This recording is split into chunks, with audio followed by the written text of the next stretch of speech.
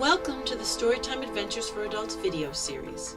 Today we will be reading Part 2, pages 107 to 110 from Songs from the Depths by Meg Swanson. Maybe I belong, alone. My sisters are two, and I am my own monster. Every night, Aglaope waited until her sisters were sleeping before she crept out of the cave and made her way to the rocks where she was keeping the man. She smiled to herself as she rifled through the memories of his that she had taken. There was a lot to gain from him, and it was fun to watch him strain for memories that now belonged to her. In fact, the night before she ended her song, looked at him and asked, "So, did you leave any family behind before stowing away on the ship?" She watched him struggle for several minutes, his growing anxiety making her want to sing again, but she didn't want to go too fast. She might lose him altogether. This night she came to the rocks, watching him for a few moments, and saw that he was sitting completely still, looking at nothing. Curiously, she crept closer and realized he wasn't going to respond to her at all. She kneeled in front of him and saw blood pooling in his lap. It poured from a gaping wound across his throat. "Damnation! Are you surprised that we found your newest secret?" Aglaope whirled around.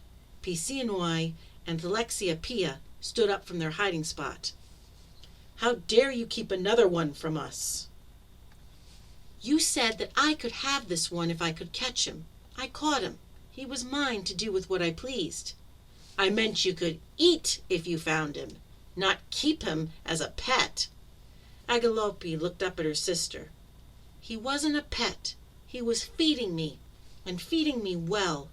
He could have fed all of us, but I knew you wouldn't listen to me." "About what?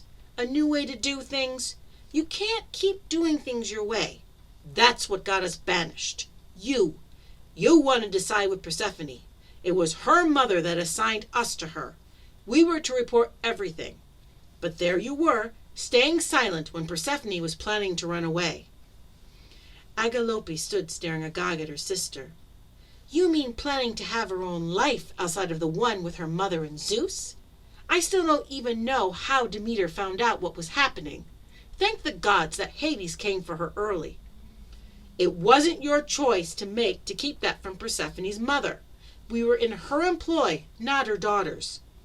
It is for you to follow what the gods tell us to do." "Not anymore." Peisinoe moved to Aglaope's side with unnatural speed and yanked her to her feet. "You will mind me, or you will be banished."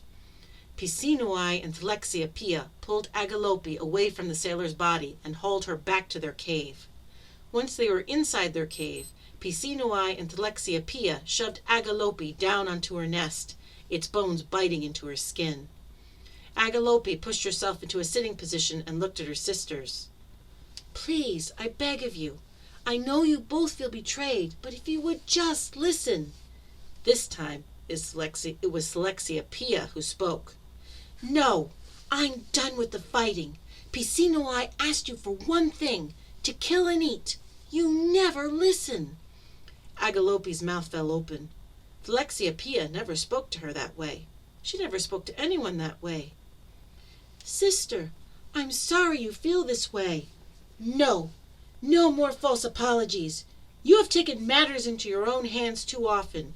You are banished." Peisinoe couldn't believe what she just heard. "Thelxiepeia, that is not for you to decide." Aglaope stood and faced her sisters.